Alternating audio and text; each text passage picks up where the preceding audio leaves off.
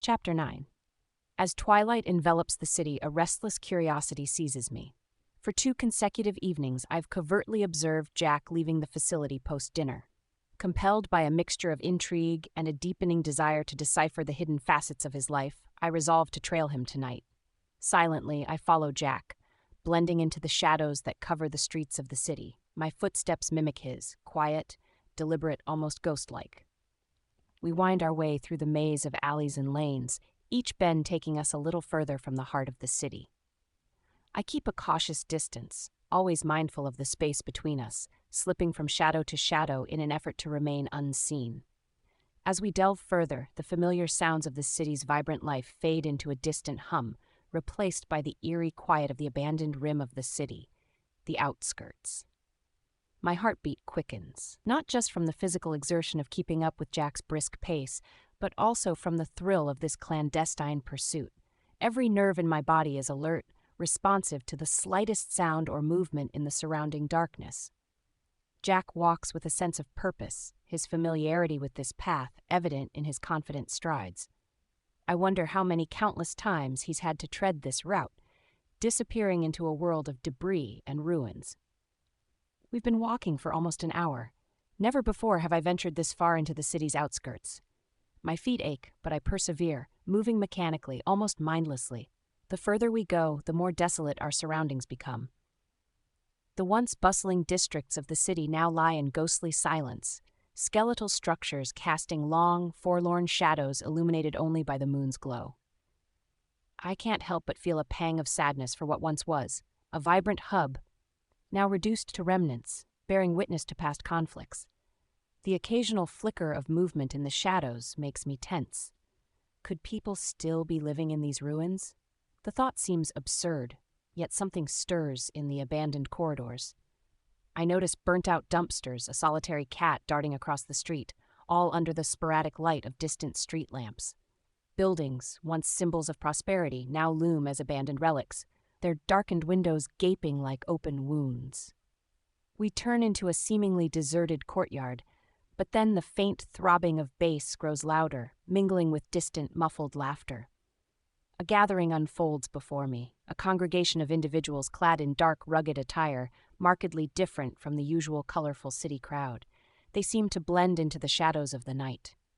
These are the underground people, the ones we barely acknowledge exist, except as fleeting images on the evening news, a community that survives in the shadows of the forgotten urban periphery.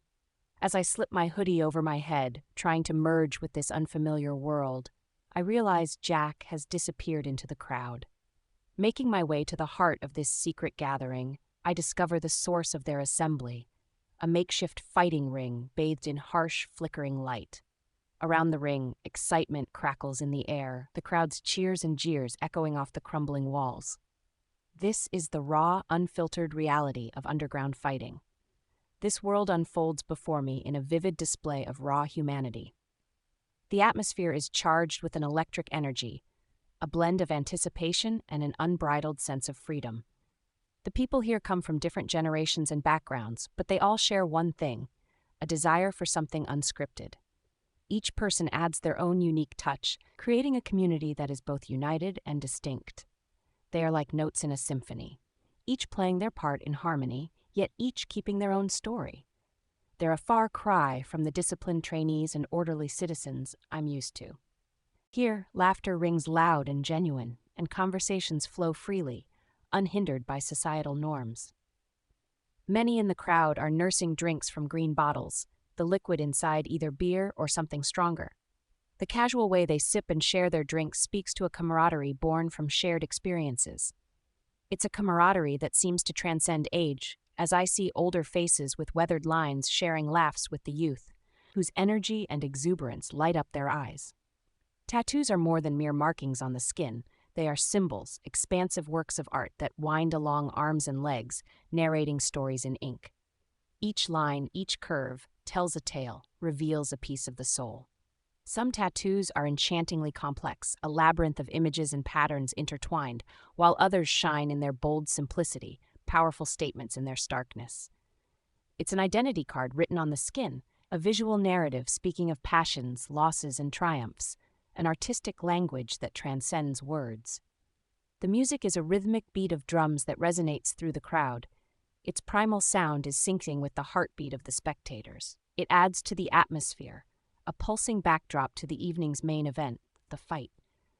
The rhythm is infectious, seeping into my bones, making me acutely aware of the life and vibrancy in this place. Amidst this lively scene, I realize that this underground gathering isn't just about the fights. It's about community. It's about people coming together, away from the scrutinizing eyes of the world above, to revel in their freedom, even if just for a few hours. This realization strikes me with a profound sense of awe. In this hidden corner of the city, life thrives in its most unvarnished form. Here, amidst the cheers, the music, and the uninhibited joy of the crowd, I find myself both an outsider and a witness to a world that Jack, it seems, is very much a part of. I stand at the edge of the crowd, my heart pounding in my chest. This hidden facet of the city, this realm of the forgotten and defiant, is united by the raw, visceral thrill of combat. It's a world where rules are rewritten, where the thrill of the fight transcends the confines of structured society. The air in the makeshift arena is thick with anticipation as Jack steps into the ring. He's shirtless, his muscles tense and defined, a stark contrast to the bulky, tattoo-laden opponent facing him. The roar of the crowd builds to a deafening crescendo as the two fighters circle each other, each step a silent promise of the violence to come. From my vantage point, I'm too short to see clearly. Yet I'm driven by a fierce desire to witness every move, to feel the impact of each strike. I weave through the crowd like a serpent, my slender frame an advantage in this sea of bodies. As the bell rings loudly, signaling the fight's start, excitement sweeps through the crowd. This energy fuels the fighters with a fierce determination to surpass their limits. Under glaring lights, faces become a whirlwind of raw emotion. Excitement, anticipation, and a wild hunger for action blend into an explosive fervor. Shouts and cheers erupt from all directions, weaving a symphony of chaos that pulses with the electric energy of an impending storm. What follows is a blur of motion and brutality. Jack's opponent, a hulking figure with arms like steel beams, launches a high kick. Jack blocks it effortlessly, his arms moving like barriers of iron. In an instant, he counters with a swift leg sweep, toppling the giant to the ground. The fallen fighter swiftly recovers, rolling agilely and rising back to his feet with surprising speed. The crowd erupts. Jack unleashes a series of calculated kicks to his opponent's ribs.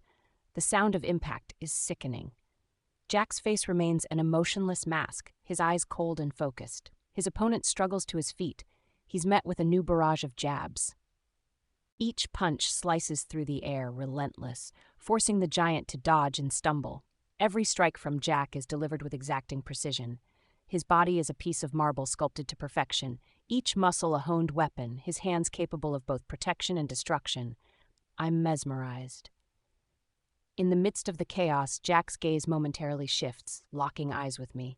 There's a flicker of recognition, of surprise, a brief connection that pierces through the frenzy of the fight. But that moment of distraction proves devastating. A savage kick slams into Jack's ribs, shattering our eye contact and sending a shockwave through my own body. His response is swift and horrifying. He laughs, a laugh so discordant amidst the brutality unfurling before us. With untamed ferocity, he pounces on his opponent. The fight morphs into a grim exhibition of power, each of his moves a ruthless strike. It's overwhelming, excessively vicious, and I find myself averting my gaze, overwhelmed by the merciless onslaught. As the bell rings again, signaling the end of the fight, I dare to look back. Jack's opponent lies motionless on the ground, a defeated heap of muscle and tattoos. The crowd's cheers seem remote, their enthusiasm dulled, as if filtered through a thick fog of shock that envelops me. Their movements appear in slow motion, an acknowledgement barely registering in my buzzing ears. The vibrant energy of their jubilation is now distant, a faint echo that barely pierces the numbness spreading through my senses. Every shout and movement around me seems disconnected and surreal. Jack exits the arena. Fear grips me, a fear mixed with a new understanding of the man Jack truly is. I realized that what I had seen during our training sessions was just a shadow of his true capabilities, a restrained version of the fighter who stands now at the foot of the arena. His eyes scan the crowd, scrutinizing each face with fierce intensity. His brow furrows, his jaw clenches, betraying a suppressed anger that threatens to erupt at any moment. He's looking for me. A visceral fear paralyzes me. Has he spotted me? Jack pushes through the crowd, like a predator stalking its prey. His gaze is fixed, determined, but he doesn't seem to have found me yet, in this sea of faces. My heart races, pounding a wild rhythm against my temples. Anxiety grips me, stealing my breath in terrified anticipation. Driven by the instinct to survive, I slip into the human flow, dodging his piercing gaze. Each hurried step is an escape. My mind is haunted by the ghost of the fight, by Jack's chilling actions in the arena. I desperately try to flee his impending threat, his unfiltered rage. My eyes dart around, searching for any sign of Jack or an exit. As I desperately try to escape his imminent threat and the raw brutality he embodies, my fear-clouded eyes catch glimpses of the world around me. It's a foreign landscape, pulsing with brutality. I notice feverish exchanges of money among the spectators, a frenzy of activity almost as intense as the fight itself. It's clear that bets are being placed, turning the outcome of this barbaric confrontation into a lucrative spectacle and morbid entertainment for these souls. My heart pounds in my chest, a relentless drumbeat echoing my frantic thoughts. I'm an outsider here, a stranger in a world so starkly different from the one I'm accustomed to. Seeking a moment of respite, I edge my way towards a makeshift bar set up against the far wall. The air is thick with the smell of sweat and stale beer. I order a drink, trying to appear nonchalant, my eyes darting around, searching for any sign of Jack or an exit. My presence, however, seems to have drawn unwanted attention. Two figures approach me, one large and looming like a bear, with long, oily hair and an unkempt beard, and the other skinny, wiry, with a crooked grin revealing a missing tooth. The two men loom over me, their breath heavy with the stench of alcohol. The bear-like man leans in too close, his voice a slurred mumble. "Yo, Ma, you trying to catch these real good times out here?" He leers, a crude smile spreading across his face. His companion, the skinny man with the missing tooth, echoes his sentiments with a nod and a repulsive grin. "No, thank you," I reply firmly, my voice steady despite the rising panic. I try to move away, but they block my path, their bodies like walls closing in on me. "Hey, don't be getting all like that." "Sweet thing," the skinny man chides, his tone mockingly sweet. "Ayo, we just trying to catch some fun, you feel me?" He nudges his larger friend, who chuckles in agreement. "I said no," I reiterate more forcefully this time, my eyes darting around, seeking an escape. But they're persistent, their intentions clear. One reaches out, his hand grasping at my arm. I instinctively pull back, but he's quick for his size, his grip firm and unyielding. "Yo, you in our turf now, honey. Ain't no need to front like you ain't interested, you know?" The skinny man laughs, a harsh, grating sound that sends shivers down my spine. "Yeah, let's school her on how we roll and have a blast in these parts." I strike out with my fists, using the techniques Jack taught me, but they're larger, stronger, and my blows seem to have little effect. My heart pounds louder. My breath's coming in short, ragged gasps. This isn't a training session. This is real, and the danger is palpable. As the situation escalates, my mind races. My fear mingles with desperation. I'm trapped, caught in a situation far beyond my control. I struggle against their grasp, but they are relentless. Panic surges within me as they start to pull me away from the bar, away from the safety of the crowd. I kick out. My foot connects with the bear-like man's shin. He grunts in pain but doesn't release his grip. "She's fierce like a wild cat, man. I'm digging that vibe." The skinny man laughs, a harsh, grating sound that sends shivers down my spine. I lash out, my fists punching, jabbing, striking with all I've got. But they're like moving walls, bigger, stronger, unfazed. Each blow I land feels like it's just skimming off them, as if I'm battling shadows. Despite my ferocity, it's like I'm barely making a dent. In that moment, I realize the true nature of this underground world, lawless, ruthless, and unforgiving. My status as an outsider, a novice in this brutal environment, has put me in a dangerous position. The realization hits me like a physical blow, fueling my struggle, but also heightening my fear. As I continue to fight against my assailants, I find myself questioning what possessed me to follow Jack into this lawless realm. How have my feelings for him led me to such dire straits, entangling me in situations so raw with danger? Jack's sudden appearance beside me is both a relief and a shock. His intervention is swift and decisive. She said no, he states firmly between clenched teeth. My attackers stop in their tracks, shooting sharp glances. With swift precision, Jack lands a solid punch. The bear-like man stumbles, gripping his bleeding nose, shock written all over his face. The skinny man, taken aback by the sudden escalation, stammers out an apology, his words tinged with a mix of fear and realization. "Yo, my bad, man. Didn't clock she was rollin' with you." He mumbles, his eyes flickering between Jack and me in a nervous dance. "Should have thought twice before laying your hands on her," Jack growls, his voice low and dangerous. They move with surprising agility for drunkards, weaving their way swiftly through the crowd. I gasp for air. My heart, still hammered by fear, feels a fleeting illusion of safety. Short-lived. There, I notice Jack's furious gaze now on me. Forget that thought. Safety remains a stranger to my current situation. He looms over me, his anger simmering just below the surface, a storm about to break. "What the hell are you doing here, Eva?" he demands, his words sharp like daggers. "This isn't your world. Hell, even the police don't bother with this place." As Jack's icy words cut through the noise of the underground scene, my fear transforms into a surge of defiance. "What, you think I came here for a lecture?" I yell, all shaky from fear and rage. "I was bored out of my mind. I wanted to see what your world's really like, wanted to understand." I shout back, my voice trembling with a mix of fear and anger.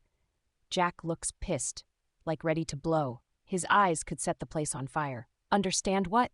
How dangerous it can be." Jack snaps back. "You can't just wander into places like this. It's no playground for your curiosity, Eva." My heart pounds in my chest, the adrenaline still coursing through my veins. I know I dodged a bullet, but I'm not backing down. Fuck it. I wanted to see your world, the part you hide from me. I needed to witness it firsthand, you in the ring. Jack's expression shifts, a momentary flicker of something like pain crossing his features before it's quickly masked by a cold, impassive facade. "Well, now you've seen it. Happy?" His words are laced with bitterness, a stark contrast to his usual guarded demeanor. I struggle to find the words, my earlier bravery faltering under his intense scrutiny. I didn't know it would be like this." Jack exhales sharply, his anger simmering just below the surface. "You don't belong here, Eva. It's dangerous, unpredictable, and I can't always be there to pull you out of trouble." The reality of his words hits me hard. His protective instincts are clear, but so is the distance he's trying to maintain. In his eyes, I see a tumultuous mix of emotions, concern, frustration, and a hint of something deeper, more personal. I try to muster a response, but his cold, piercing gaze is overwhelming. He continues, his frustration evident. "You're not trained for this. You have no idea what you've walked into." I can sense the protective edge beneath his anger, but it's his distance that strikes me more. He's right.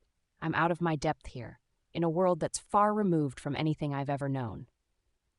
After the frenetic energy of the underground fight club, Jack leads me to a more secluded area. We approach a group gathered around a table and bench. Their attire is rugged, seamlessly blending with the rough textures of the underground city. As we draw near, their gazes lift to meet us, ushering in a palpable change in the air. A blend of respect and familiarity washes over Jack, while curious, probing eyes turn towards me, silently questioning my presence. "Nice scrap, Jack," remarks a man with a lean frame and tattoos that tell stories of a life lived on the edge. Interwoven around his wrist, words in elegant calligraphy form a Latin quote, "Per aspera ad astra," through hardships to the stars. It's a mantra of perseverance and hope that has likely guided him through dark moments. His voice is gruff, carrying the weight of experience. Jack's response is a nod, his expression remaining a rigid mask of tension. The night's energy shifts as I'm introduced to Jack's friends. Lucas, Rico, and Jade, each of them a distinct character in this hidden world. Jack throws out names like he's playing catch, no backstory needed. Jade, a woman with a bold presence, hands Jack his shirt. She's a striking woman, probably 28 or 29, with an athletic build, sharp features, and an air of confidence. She has short, tousled blue hair. I catch a glimmer of something shared between them, an easy familiarity that sets my mind racing with questions about their relationship. Lucas, the man with the Latin tattoo, must be in his 30s. He carries a lean physique that seems to embody both agility and intellect. His hair, cropped short and naturally curly, adds to his sharp, alert appearance. His eyes, quick and probing, give the impression that he's constantly analyzing, attempting to decipher the world around him. He has a tendency to lean back slightly, an observer by nature, watching the group's interactions with a keen, perceptive gaze that misses little. Rico stands out with a presence that's impossible to overlook. His large, burly frame dominates the space, each muscle seemingly carved from a life brimming with raw physical confrontations. The scar trailing down his cheek is probably a silent testament to battles past, a rugged symbol of survival in a world where strength is often the only currency. His demeanor is as solid as his build, exuding a sense of power that's both intimidating and undeniable. The conversation flows naturally among them, their words revealing a world far removed from what I know. They discuss the Consortium with a mix of disdain and determination, their opposition rooted in personal experiences and shared hardships. Jade's laugh fills the room, carefree on the surface, but her eyes say there's more to it. They're sharp, observant, scanning the space and missing nothing. She converses with Jack, animated, her hand flitting to his arm, shoulder, and thigh in gestures that speak of deep familiarity. Their shared history is woven into the fabric of their relaxed banter, easy and unforced. Lucas, the intellectual, weaves his thoughts into the conversation with insightful comments that reveal the depth of his understanding. His words are like threads of wisdom, enriching the tapestry of their dialogue. Rico, though less vocal, makes his presence felt. His nods and occasional grunts punctuate the conversation, a nonverbal chorus of agreement that underscores his solidarity with the group. The atmosphere around the table grows heavier as the conversation turns to the new personal rating system to be implemented by the Consortium. The shadows of the night seem to close in, reflecting the gravity of their discussion. Lucas's voice resonates with a charismatic timbre, articulate in its delivery, each word underscored by a profound sense of commitment. His speech captivates, drawing listeners into his world of ideas and convictions, making it clear he's not just speaking, but speaking with purpose and passion. He leans forward, his gaze sharpening. "This new system is another way to control us," he says. His voice, low but firm, speaks with a gravity that commands attention. "We are facing a death sentence to any semblance of a normal life. We are denied the most basic rights, access to healthcare, education, employment. We do exist, yes, but it's a ghostly existence, overshadowed by constant fear and uncertainty. We have become specters in our own streets, recognized only when it suits others to blame us or to exploit us. This struggle is more than mere survival. It is a battle for the fundamental right to live with dignity, a right that every one of us deserves, regardless of their circumstances." His words, impassioned and clear, paint a stark picture of their reality, leaving a lingering impact on all who hear. Jade's smile fades, her vibe going from sunny to cloudy in a flash. "No rate, no job. It's like we don't even exist to them," she adds bitterly. Rico's deep voice rumbles in agreement. "They're boxing us in, trying to force us into their mold. But we're not going to just roll over and accept it." His statement carries a weight of defiance, his scar seeming to accentuate his resolve. Lucas, Jade, and Rico are deeply engaged in an animated discussion, the intensity of their conversation palpable. "Our safe city," Lucas begins sarcastically, "where starvation is just another part of the scenery." Jade interjects, her tone laced with a sharp edge of resentment. "And then there's the council. They've instilled such fear, nobody dares to even murmur against them. It's only going to get worse, with everyone scored on their every breath." Rico's deep voice adds a layer of fervor. "Exactly. It's like these crucial issues, food shortages, travel restrictions, are off limits for discussion. Can you imagine how it was before the war? Freely traveling between cities, even continents, it was a regular part of life, a way to exchange cultures, skills.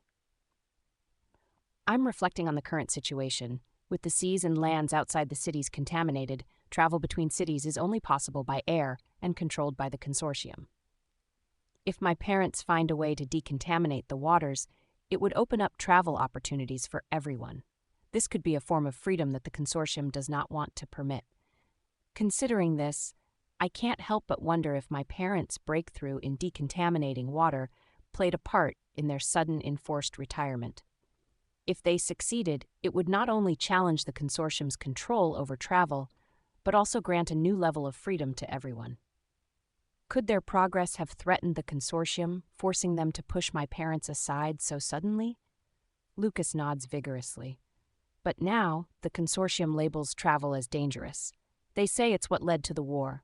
People learning about life across the seas, wanting to reshape things, challenging their norms. It's all bullshit. It does feel incredibly unjust, not only to my parents, but to everyone. I can imagine a lot of new opportunities that could open up if the countryside were free from atomic radiation waste. We could reclaim lost lands, restore natural habitats, and even expand our living spaces. It's a chance for renewal that's being stifled. Jade furrows her brows. It's control through fear. By limiting our worldview, they're keeping us in line. Their voices mix together, expressing frustration and desire, discussing topics long deemed taboo, painting a picture of a world that once was, open and interconnected, now tightly sealed under the guise of safety and order. Sitting amidst Jack's friends, I'm an observer, absorbing their words, their emotions. I'm curious about their connection with Jack, how their paths crossed, what binds them so closely. Then, in a fleeting moment, I catch sight of something telling under their sleeves. Like Jack, Jade and Rico bear numbers tattooed under their biceps, a silent, indelible mark. Lucas has one too, but it's hidden among his other tattoos, less obvious, but just as significant. In that instant, it clicks. They share a past, likely forged in the tough world of foster care. Childhood friends, maybe, bound by experiences only they can fully understand. Their tattoos, a symbol of a shared history, of survival, of a bond that has clearly endured through time and trials. The discussion about the Consortium's new rating system suddenly takes a darker, more sinister turn. As they talk about its implications, I realize how sheltered my life has been, my knowledge limited to academic theories and controlled news broadcasts. The discussion takes a turn, focusing on the Consortium's newest methods of control. I stay quiet, a silent spectator. I'm taking in the seriousness of their conversation, the weight of each word they exchange. Jack speaks with a biting cynicism. They're tightening the leash, he remarks grimly. Everyone will be forced to wear an ID device. It's not just about tracking, it's about manipulating every aspect of our lives. Lucas, leaning against a nearby wall, nods in agreement. It goes deeper than just keeping an eye on us. This system they're deploying, it's about fine-tuning their propaganda, tweaking it to each person's vulnerabilities, possibly even eavesdropping on conversations. It's psychological manipulation at its core, all masked under the guise of public safety, he asserts, his voice carrying a note of grave concern. I listen, my mind racing. This is a far cry from the world I thought I knew, the world I believed was about security and progress. The idea of being constantly monitored, every action recorded and analyzed, sends a shiver down my spine.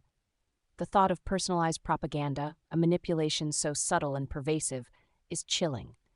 Everyone's tuned in, faces showing everything from pissed off to resigned. Jack's friends are well versed in the underground struggle against such oppressive tactics, but for me, it's a jarring revelation. Jack doesn't address me directly, but I can feel his gaze on me from time to time as if gauging my reaction to this harsh reality. The conversation is a rude awakening, dismantling the image of the Consortium I had always been fed. Lucas's passionate declaration about resisting the system hangs heavy in the air. They're planning to roll it out in the next 6 months, maybe even sooner, he says. Friends, the time has come to stand up and demand what is rightfully ours by birth, a life of dignity and respect. We can't just sit back. We need to take action against this system, he insists, his eyes burning with conviction. It's a far cry from the theoretical debates of my university classes. I watch Jack closely. His reaction to Lucas's words is subtle yet telling. A flicker of discomfort crosses his face as he glances at me, as if suddenly aware of the weight of Lucas's words and the implications of me hearing them. Abruptly, Jack stands, cutting through the conversation. We have to call it a night, he announces, his voice firm, signaling an end to the discussion. The others, though surprised, nod in agreement, sensing the change in his mood. Their brief exchange speaks of a deeper understanding, a shared history that I can only guess at. Take care, Jack, Jade says softly, her eyes meeting his. It's a simple farewell, but it resonates with meaning. His sudden discomfort and the abrupt end to the discussion leave me with a whirlwind of questions. Our walk toward the academy is dead quiet. I keep stealing glances at Jack, but he's all serious, lost in his own thoughts. The chilly night air doesn't help calm the storm in my head. I keep replaying the evening over and over, especially our chat with Jack's buddies. He barely introduced me, like he wanted to keep me under the radar. Just an observer, not part of the crew. Jade, Lucas, Rico, they were names without stories to me, yet their ease around Jack, the familiarity, spoke volumes of a bond forged in experiences I could only guess at. Their conversation had flowed around me like a river around a protruding rock, noticeable but not affecting the current. I can't hold back my curiosity any longer. Jack, your friends, I'm glad I got to meet them, I venture tentatively. He cuts me off, his tone sharp. Well, you won't be seeing them again. Understand? The finality in his voice is unmistakable. Got it, I agree, not looking for trouble.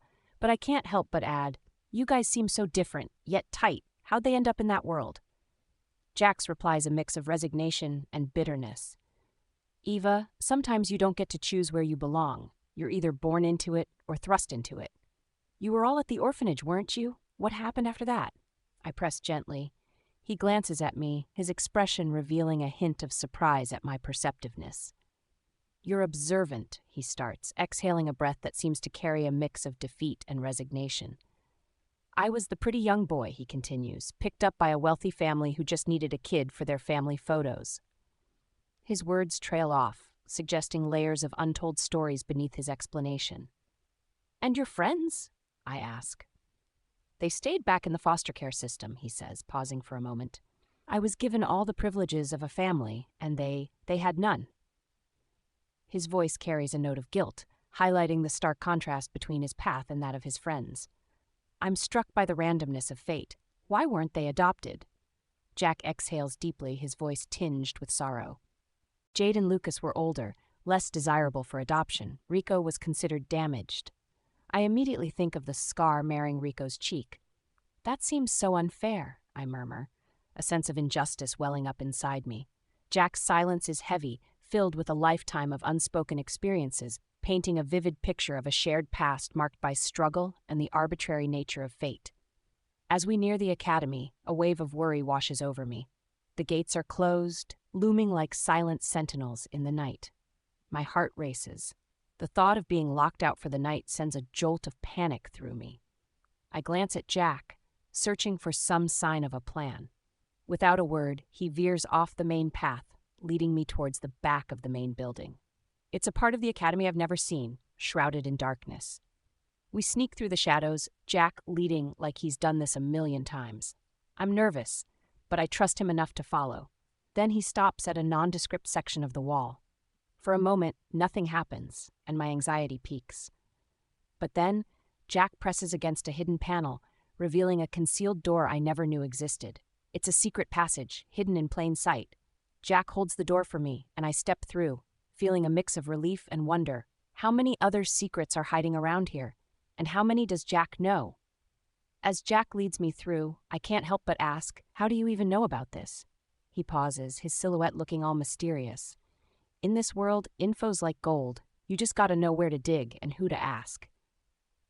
We move in silence through the halls, the academy feeling totally different at night. Tonight's been surreal, like I stepped into another dimension. And those friends of Jack?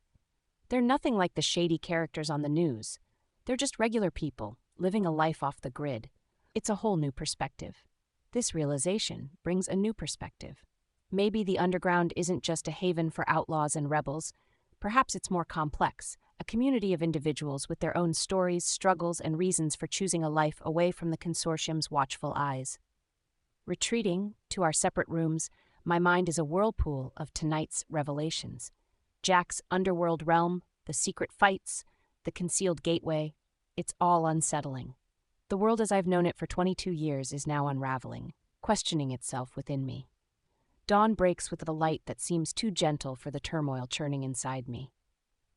In the solitude of my room, I grapple with the revelations of the night, the raw underbelly of the underground world, my inexplicable draw to Jack, and the disintegrating perfect image of the Consortium. I'm considering calling my parents on the communicator to discuss my thoughts about their sudden retirement, possibly being linked to their water decontamination breakthrough. It's too early, but I don't care.